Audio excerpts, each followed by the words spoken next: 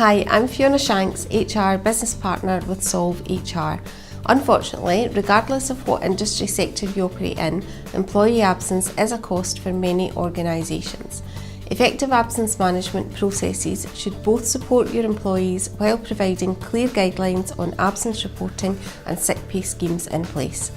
I've created a short video in which I give you some hints and tips on what to consider when measuring absence, what you should include in your absence policy, and how to manage short and long-term absence while staying legally compliant. The short video will really get you thinking about how you can effectively manage absence in your business. When you've watched the video, should you require any further advice and guidance, please do not hesitate to contact me.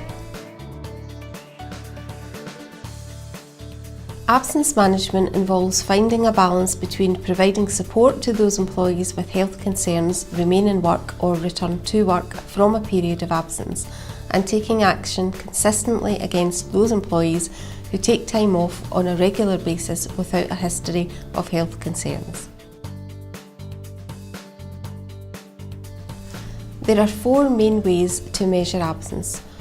Time lost due to sickness absence as a percentage of contracted working time. Its advantage is that it tells you what proportion of time you get from your employees, and it's easy to calculate. You can measure by group, department, location, which can help you identify problem areas. 2. A summary of an absence record can be calculated for individual employees, departments, age groups, gender, or for your entire workforce.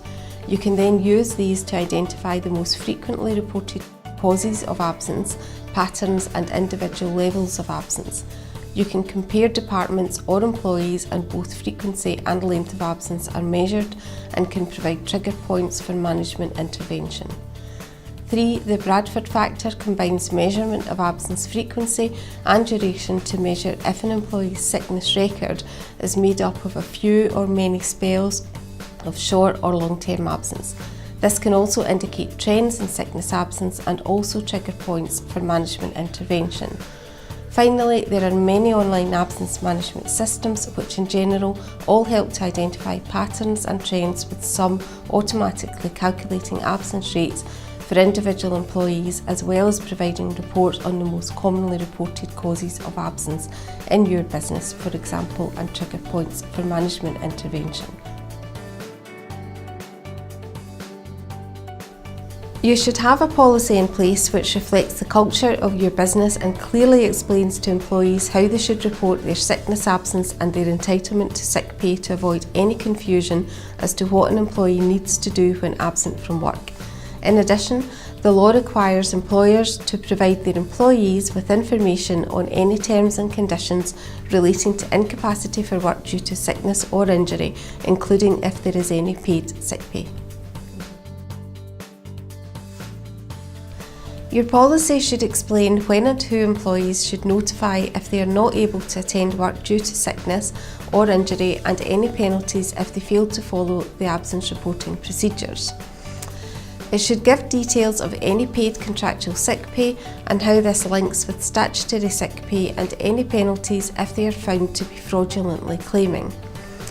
Your policy should set out clearly after how many days an employee needs to complete a self-certification form, and also how many days an employee needs to provide a fit note from their doctor. The policy should set out how often an employee is expected to maintain contact with their line manager, and include information about return to work interviews. Explain that the business reserves the right to require employees to attend a doctor appointed by the company with the employee's consent, or to request a report from the employee's doctor, and that you will consider adjustments to assist employees in their return to work. The policy should set out that you will consider dismissal in certain circumstances.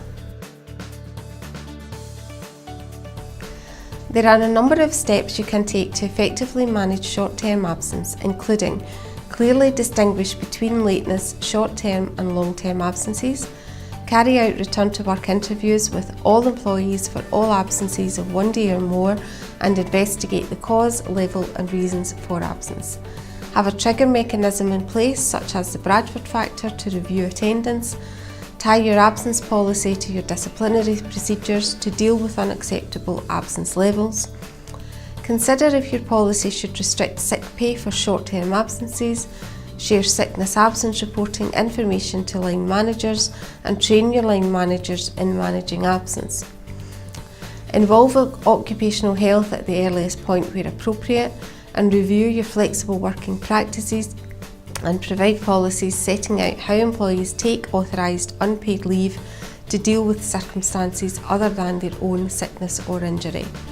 If there are medical issues for frequent short-term absence, consider if there are any disabilities as defined by the Equality Act 2010.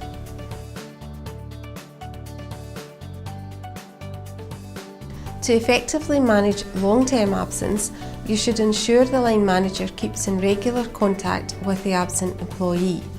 Discuss with the employee to determine if there are any adjustments appropriate to help the person return to work, and carry out a risk assessment if necessary to ensure all options are discussed with the employee, including any alternative work that may be available. Use occupational health advice from the doctor to assist in understanding the employee's health condition and how it will affect them at work. Discuss with the employee and health professionals the best return to work plan that works for the employee and the business, and once the employee returns to work, the line manager should hold a return to work interview and have regular review meetings with the employee to make sure any adjustments are working. If it seems likely that the employee is not going to be able to return to work, up-to-date medical advice should be obtained before making a decision to dismiss. Employment tribunals will take the size and administrative resources available to an employer into account when deciding relevant cases.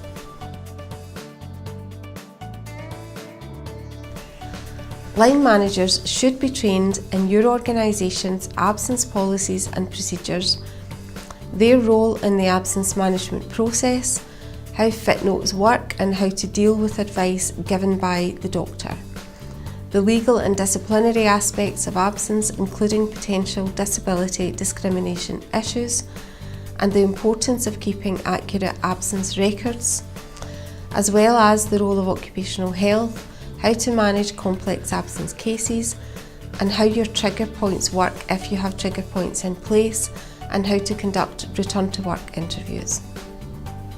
Managing long-term sickness absence in particular is a difficult process and has the potential to result in claims being raised for unfair dismissal, disability discrimination and stress claims amongst others. There are numerous pieces of legislation which all have an impact on how you deal with absence management, and I would encourage you to seek advice when dealing with long-term sickness absence cases. Thank you for taking the time to watch my video on absence management. I hope you've enjoyed it, and if you need any further advice and guidance on managing absence in your organisation, please don't hesitate to contact me.